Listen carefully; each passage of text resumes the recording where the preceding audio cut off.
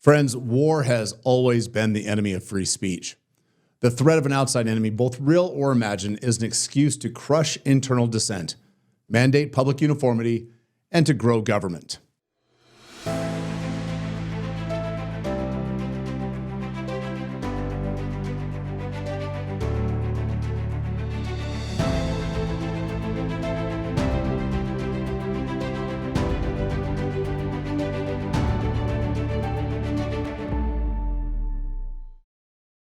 Historically, even here in the United States, the First Amendment has been subverted during times of war.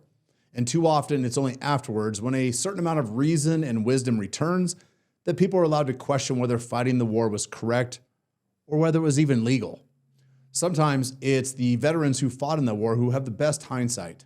But 21st century technology has allowed new ways to implement old doctrines of suppression. You see, it's no longer necessary to jail dissenters when you can ban them from the conversation entirely. During the early years of the global war on terror, the media space was dominated by an oligarchy of companies aligned and sufficiently dictated by state actors.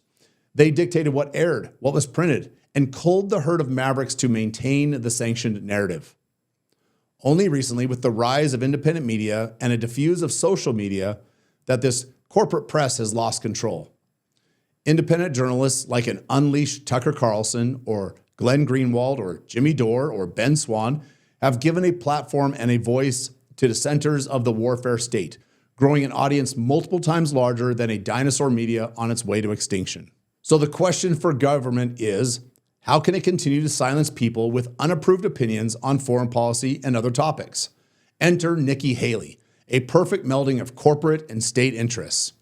As part of her platform in her ever-failing presidential campaign, Haley has said one of her first tasks as president would be to remove anonymity from social media. When I get into office, the first thing we have to do, social media accounts, social media companies, they have to show America their algorithms. Let us see why they're pushing what they're pushing. The second thing is every person on social media should be verified by their name. That's, first of all, it's a national security threat. When you do that, all of a sudden, people have to stand by what they say, and it gets rid of the Russian bots, the Iranian bots, and the Chinese bots. And then you're going to get some civility when people know their name is next to what they say. Accountability. And they know their pastor and their family member is going to see it. There you have it, a public database accessible by the government of approved social media users. Either give your identity to the government so they'll have the power to penalize you if your speech gets out of line, or have no voice at all in the 21st century common space. That's Nikki Haley's proposition. As Tucker Carlson humorously pointed out just last week, under this system of identification, Nikki Haley wouldn't be allowed to campaign for president under her current preferred name. Instead, she'd be required to go by her legal name, printed on the government register, Nimarata Nikki Radwana Haley. That's right. That's her real name. This isn't only ludicrous, it's tyrannical. See, Americans have the right to anonymous speech. Some of the greatest essays in our American Revolution were written by founding fathers under pseudonyms because they feared retribution by British authorities. When Nikki Haley says that she wants everyone to be able to identify each social media user, she's not just talking about their spouses or their pastors. She's talking about the government and the FBI and any boss malleable enough to fire an employee for political speech. If Nikki Haley is upset and offended by anonymous accounts calling her out for supporting endless war, working for the military-industrial complex, and her all-around ghoulish demeanor, then she should follow my organization, @TroopsHomeUS. We say the exact same things right to her face. No anonymity whatsoever. Just me and my team.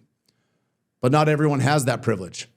I know active duty soldiers who are only able to express themselves anonymously because of their criticisms of U.S. foreign policy would get them into trouble if published under their own name. And that's only some of the consequences for American users. Nikki Haley and others plead about how the U.S. military has to liberate the world from authoritarian regimes. But this regulation would prevent domestic critics of those regimes from using anonymity on social media. This proposal is not about accountability or civility. It's about controlling speech and intimidating dissenters. Nikki, after receiving massive pushback from the American voting public, attempted to walk back her position and limit the ban on free speech to only non-Americans. You can have anonymous. I don't mind anonymous American people having free speech. Okay. What I don't like is anonymous Russians and Chinese and Iranians having free speech. I've got something to tell you, Nikki. A bullshit. A bullshit. A bullshit. A bullshit. People are going to keep speaking against the war party, both under their own name and anonymously. We'll do it because that's our right, and our rights are protected by the Constitution, not granted to us by a political elite ruling class like you. We're going to continue doing it because the war party and their military-industrial complex are the biggest threat to our domestic freedom. And we'll do it because we are patriots who believe in our forefathers' legacy of free speech and limited government. And we'll do it, Nikki, because it's what needs to be done. If you are one of those patriots willing to put in the work, visit bringourtroopshome.us and discover how you can join our movement and give to the cause. Thank you.